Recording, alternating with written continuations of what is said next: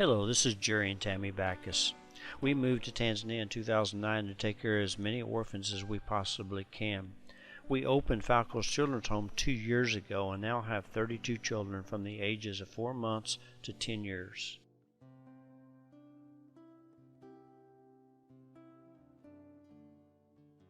Our children feel like they're just part of a large family, as you can see. When we picked up the triplets, they could not walk because they were so malnourished.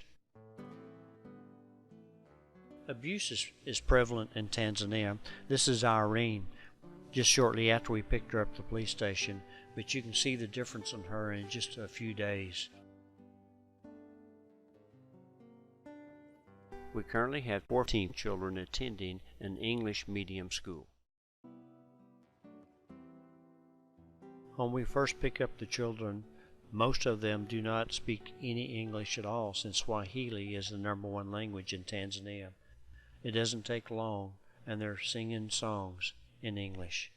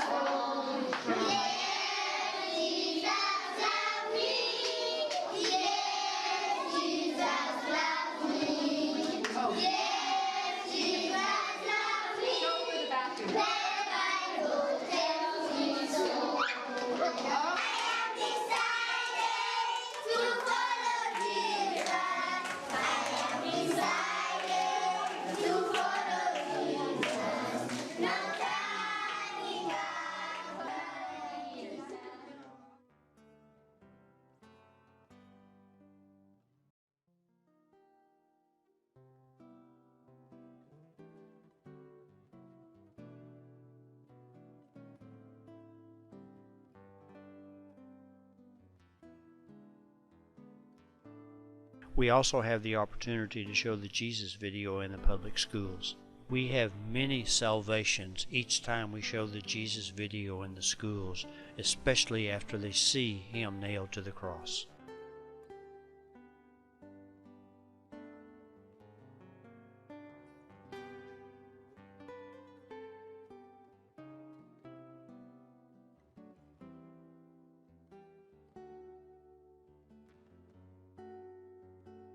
The orphanages in Tanzania are not preparing the children to take care of themselves when they're old enough to leave.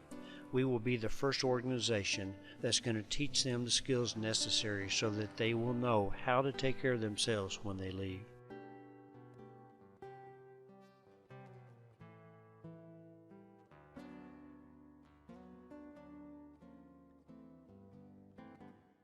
There's a village not too far from Karatu that has given us 100 acres of land, but we had to meet with the village committee, and the village committee explained to the village what we were planning on doing, and this is where they were explaining what our plans are of building a village to take care of 260 children. And then after they explained everything, we needed at least 60% of the village to agree to give us 100 acres of land. This is where we were getting the signatures of the village. There are more orphans in the country of Tanzania than the population of Houston, Texas.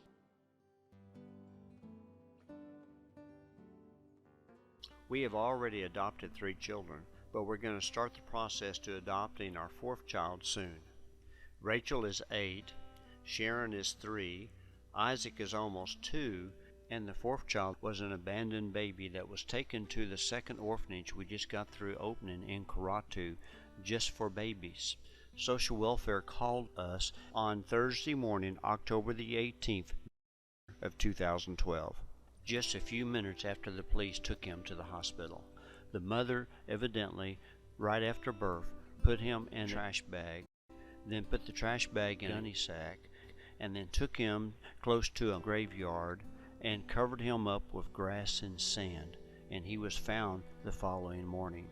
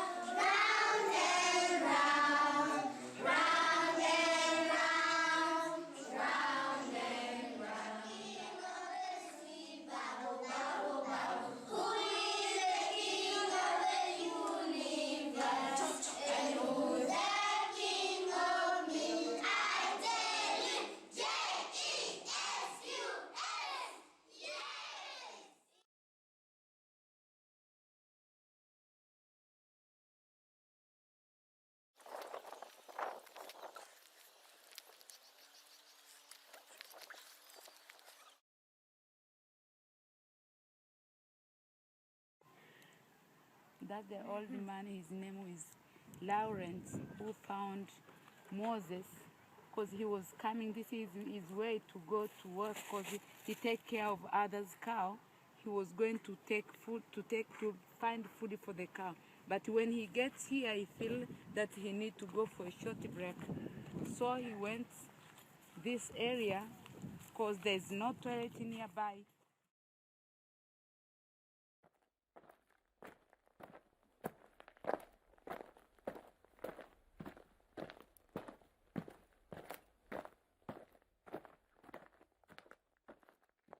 Then he heard the baby crying. He heard the baby crying from here. Okay, is that when he first heard the baby, or did he hear the baby up there? He heard the baby up there. Okay. The old man was found the baby thrown that area where there's a bush, there's song, there's everything.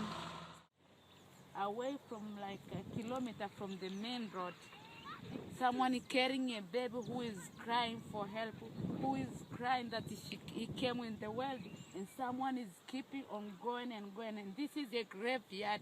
See, no one is taking care even of the grave, but someone come and throw someone here. Every woman will be happy to bring someone in the world, but to this woman was quite different. Instead of save his life, he was trying to kill him, because that's why we don't know how the child was getting breath, but he get breath and he could cry.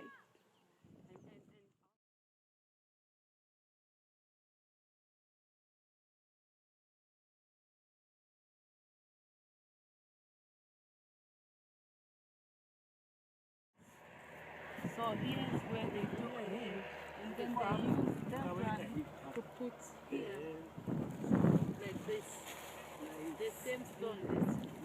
So that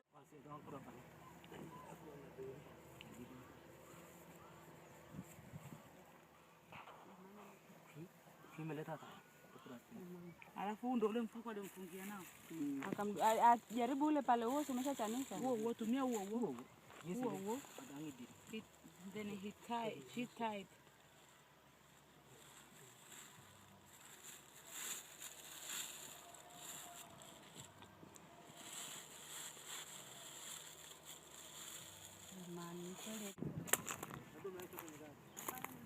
Janet, come over here.